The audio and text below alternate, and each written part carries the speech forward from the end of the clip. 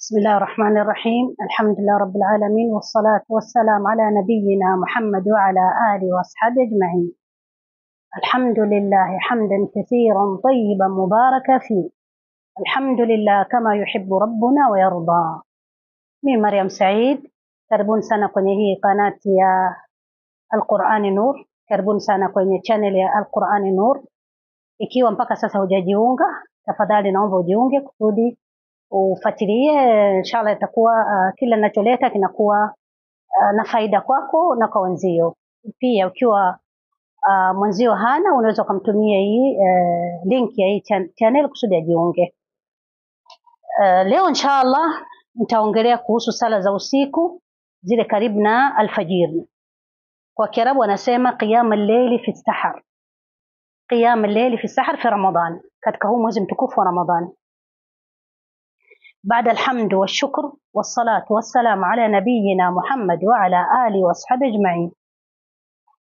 كثير يعني wengi katika watu wanaosali sawa sawa wanaume au wanawake wanasali usiku kama hii Ramadhani. Sasa wanasali leo usiku wa mwisho kabisa wa thuluth al-akhir, yani tatu ya mwisho ya usiku. Ukiwa utaigawa usiku sehemu tatu, ile tatu ya mwisho.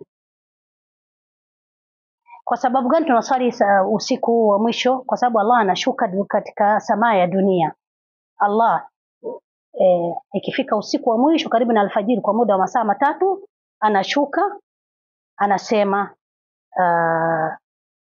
anaita watu viumbe wake. Nani ana dua, ana shida nimpe? Nani ananiomba msamaha nimsamehe? Nani anataka kitu chochote kile nimpe? Ndio maana Waislamu wengi usiku wanakuwa akiwa na shida anasimama, anaswali, anaomba, kwa sababu Mwenyezi Mungu anakuwa wakati ule ni wakati wenye thamani sana na wakati ambao ni ghali sana. Ni huo wakati wa usiku, kama alivyosema Allah kwenye kisa Lut kwa sura Al-Qamar, kama kwenye kisa ya Nabii Lut alayhi salatu wassalam, najaynahum bisahar. Najaynahum bisahar. Sahar yani ايش؟ يعني usiku wa mwisho kabisa ule karibu na alfajiri. Na anasema ulama wanasema huu wakati wa sahar ni wakati wenye falah, najah, yani wakati wa kufaulu. Ukiwa mathalan una mushkila wote ule, unaumwa, una deni, unataka kuozesha watoto, unataka kuolewa, unataka kuoa, una maradhi, una aini, una sihir, una jicho, una kila balaa, unataka kupasi kwenye mtihani, au unataka ukaenda ukasoma, au unataka kumalizia upate kazi, chochote kile unachotaka wewe. Sasa ikiwa na hii shida, kwa hiyo amka usiku, utegemee kwa Mwenyezi Mungu, umwelekee mwenyewe Mwenyezi Mungu, umuombe usiku, maana Mwenyezi Mungu atakujibu dua lako inshallah biidhnillah. Anasema Rasul sallallahu alaihi wasallam kwa sahihi Muslim, katika hadithi ya sahihi Muslim, anasema Rasul sallallahu alaihi wasallam kwa kisali witr mwanzoni wa usiku, na akasoma mwishoni, akasali katikati ya usiku, na akasali mara ya mwisho, akasali mwisho kabisa ile thuluthi al-layl ya usiku. Kama unavyojua msikitini wanasali mapema, sio katika thuluthi ya mwisho ile, yani sio tatu la mwisho la usiku, la wanasali kwenye baada ya kwenye saa 12, saa 6 ya usiku au saa 7 ya usiku. Alafu watu wakishamaliza kuswali wanarudi nyumbani, wanatafuta nini chakula, wanakaa, wanangojea kuvile waswali. Wenye kulala wanalala mpaka amke wakati wa kula daku, au wengine wanalala mpaka naamka alfajiri. Hasa huu wakati sio wakati wa kulala. Ukishasali imebakia kabla, ukishasali ushakula daku yako, hasa nabakia sasa huu wakati ule kabla ya adhana kwa nusu saa, amka. Hasa fanya nini? Ndio wakati wenye thamani, wakati mzuri, wakati wa kuomba dua, wakati wa kujibiwa dua. Anasema Allah, wal mustaghfirina bil ashar, kama una dhambi yote unaomba msamaha. Na anasema Allah Ta'ala, wa bil ashari hum yastaghfirun, yani wakati ule usiku wa mwisho wanaomba msamaha, wanaomba wanachotaka Mwenyezi Mungu inshallah atawapa. Na kwenye musannaf Abi Shayba an Abi Sa'id al-Khudri radiyallahu anhu qala Nabii Daud, anasema hii hadithi kwamba Nabii Daud alayhi salatu wassalam alimuuliza Jibril, ya Jibril, wakati gani mzuri wa usiku?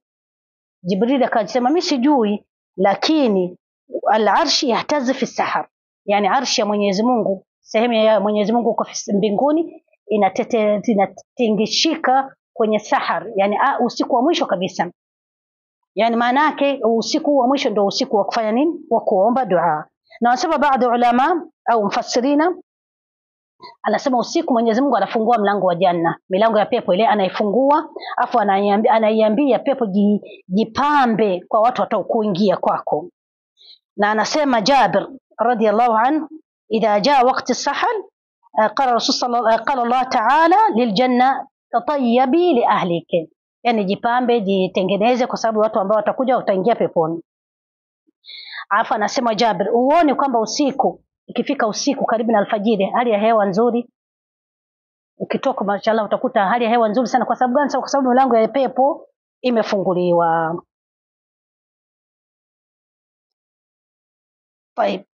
Ukiona sasa utajuaje? Utajuaje mimi sasa hii usiku wa mwisho?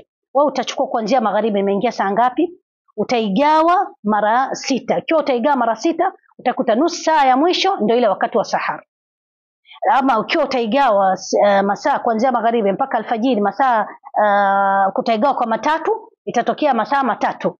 Hasa hii ikiwa kwenye masaa matatu au masaa matatu kabla alfajiri na nusu saa kabla alfajiri, huo ndio wakati hasa. Nusu saa baada alfajiri, huo ndio wakati wa kuomba dua, ndio wakati al-lail, hususa sasa hivi kwenye Ramadhani, madua samaa inafunguliwa, Mwenyezi Mungu anashuka, na huu mwezi uko Lailatul Qadr, a'zam leila, siku ya ukisimama ukaswali na ukaomba ukakubaliwa dua lako. Maki hiyo siku ya Lailatul Qadr ni siku ambayo Mwenyezi Mungu anapanga makadiri ya watu, yani kadari yako itakuwaje, utaishi muda gani, utakuwa vipi, utaoa, utazaa, utakufa, utafanyaje. Ndio maana tunaomba Mwenyezi Mungu atujalie Lailatul Qadr, atupe khairi za Lailatul Qadr, na kila kismu ambayo Mwenyezi Mungu ameikasimia, ameigawa hiyo siku Lailatul Qadr, atupe ya Rabbi, atupe khairi zake. Ikiwa kuko shari Mwenyezi Mungu atuondolee, ikiwa kuna hiyo balaa yote Mwenyezi Mungu atuondolee, atupe khairi ya hii mwezi mtukufu na siku ambayo Lailatul Qadr. Na hii siku ukisimama imanan, nasema naamini Mwenyezi Mungu kwamba yeye ndo ameniamrisha nifanye hizi ibada kwa imani yangu mimi na ihtisaba, na nataka thawabu kwa Mwenyezi Mungu. Ukisimama ukaswali ukaomba dua, unasamehewa kila dhambi zilizopita. Alafu anasema siku ya Lailatul Qadr miaka kama vile ibada ya mwezi 1000, yani miaka 80. Afa anasema ummati Muhammad umri wake sio mrefu, kwa hiyo miaka 80 ukiwa utaswali miaka 80 utakuwa mpata thawabu gani? Ndio maana Mwenyezi Mungu sisi walikuwa umma za zamani muda wao mrefu kuishi, wanaishi miaka mingi, lakini sisi miaka yetu sio mingi sana, 60 70 ndio, yani mtu akiishi 90 100 sio wengi. Lidhalika Lailatul Qadri inda kufanya unafanya ibada za miaka 80. Mwenyezi Mungu atujalie katika watu ambao wanafanya ibada ya miaka 80 wamekubaliwa kwenye hii huu mwezi mtukufu. Tayeb, idhan ukishamaliza kuswali usipoteze fursa, kaa uombe dua, uswali tena, ondoka, uachana na watu ambao wako na dunia, yani ambao wako busy wenyewe. We ondoka, chukua nafsi yako, nenda peke yako, katawadha, ingia ndani, funga mlango, anza kusoma, swali rakaa 2, rakaa 4, rakaa 6 unazoweza, alafu omba dua, omba kila unachotaka. Taka khair. Kwanza usisahau kujiombea nafsi yako. Ianze nafsi yako, jiombee kwanza. Unapoanza kujiombea nafsi yako, jiombee akhera kwanza. Omba Mwenyezi Mungu akujalie uwe mtu wa peponi, akunusuru usiwe mtu wa motoni. Omba Mwenyezi Mungu akujalie kaburi yako iwe raudha min riyadil janna, isiwe kaburi ambaye ni shimo la moto au shimo la wadudu. Omba Mwenyezi Mungu akujalie uwe katika watu ambao wanapewa kitabu chao kwa mkono wa kulia, ambao wako na Rasul sallallahu alaihi wasallam, wanaingia peponi bila hisabu.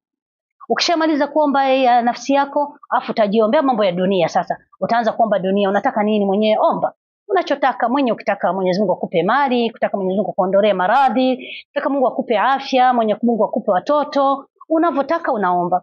Ukishamaliza utaanza kuombea wazazi wako.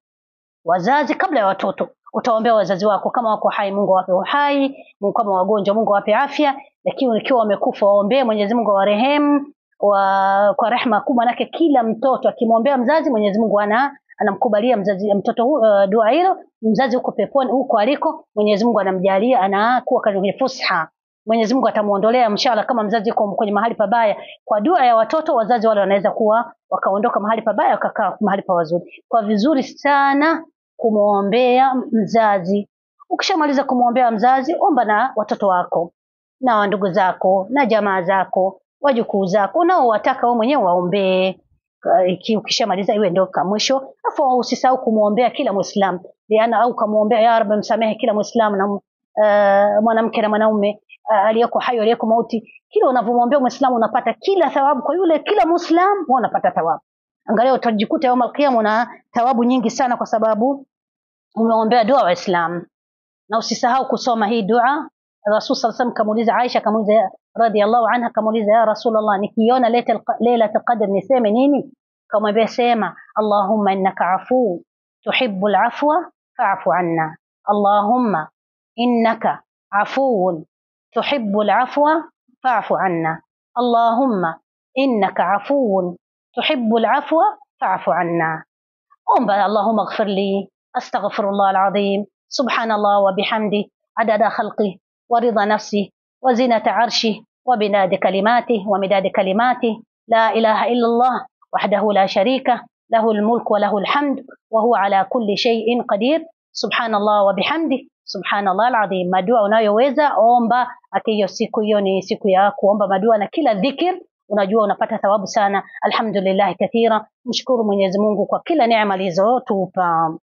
Nasalu Allah, naomba Mwenyezi Mungu atujalie katika watu ambaye wanaamka usiku, wanasali, wanakubaliwa kufunga kwao, wanakubaliwa dua zao, wanakubaliwa sala zao, wamejaliwa kuwa ambao wamekubaliwa madua yao. Na Mwenyezi Mungu asitujalie katika watu ambao wameharamika, wako bize na dunia wakasahau akhera. Mwenyezi Mungu asitujalie sisi na wazazi wetu na watoto wetu na kila watu wetu tunaowapenda. Mwenyezi Mungu atujalie tufe Waislam, atufufue na Waislam. Wa akhir da'wana anil hamdulillahi rabbil alamin wa sallallahu ala nabiyyina Muhammad wa ala alihi wa ashabihi ajma'in.